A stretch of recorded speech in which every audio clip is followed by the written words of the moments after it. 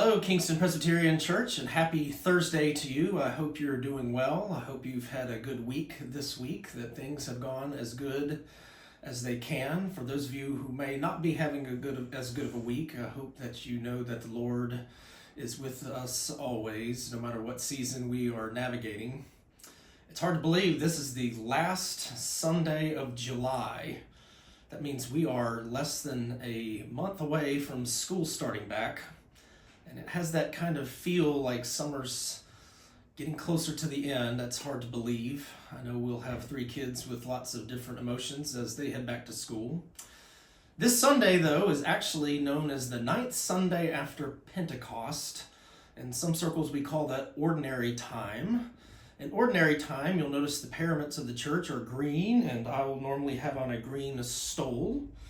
This stole was particularly given to me as a gift from Holly. She made it to match the colors of coastal Carolina when you all called me here to be the pastor at Kingston Presbyterian Church.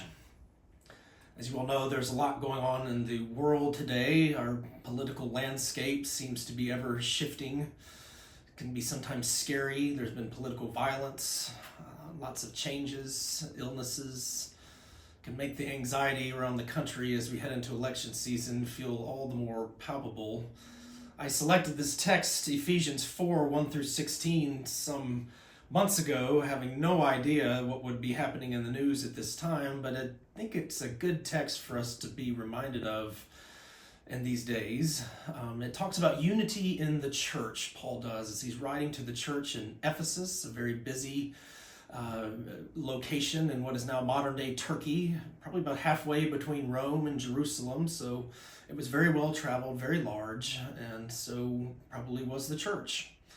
And Paul talks about unity in the Spirit, and I think in these days when we get on Facebook or Instagram or whatever social media platform, you read the news, everything seems so divisive, sides trashing each other, and that's only going to rev up as we get closer to November.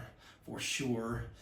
But I think this text is a reminder to us that we are called to be one in the body of Christ, even if we may disagree on what our political leanings or affiliations are, or how we may stand on certain social issues. So I hope you'll come join me and the rest of our church this Sunday, 10:30 a.m. in our wonderful historic sanctuary as we dive into Ephesians 4, 1 through 16. If you want to read ahead, I hope to see you this Sunday.